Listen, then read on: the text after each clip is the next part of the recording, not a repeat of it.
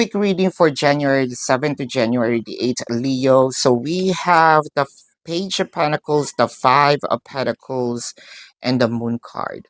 So someone here probably uh chooses silence, no? This silence feels like ayoko makipag-usap, parang feeling ko pag hindi ako nakipag-usap hahabulin ako or siya mag-i-initiate. That I'm not sure kung sino yung biglang hindi nagparamdam.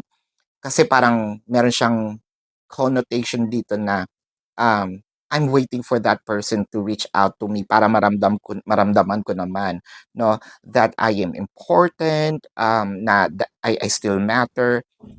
Pero with that silence, it will create more questions than answer, no?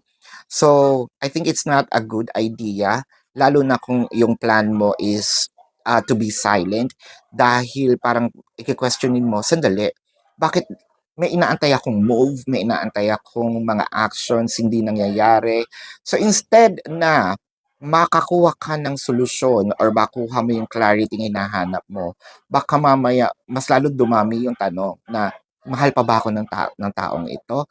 So there you go. This is not a good idea to be silent, Leo, but this is your quick reading for January the 7th to January the 8th. Predicting future is my purpose.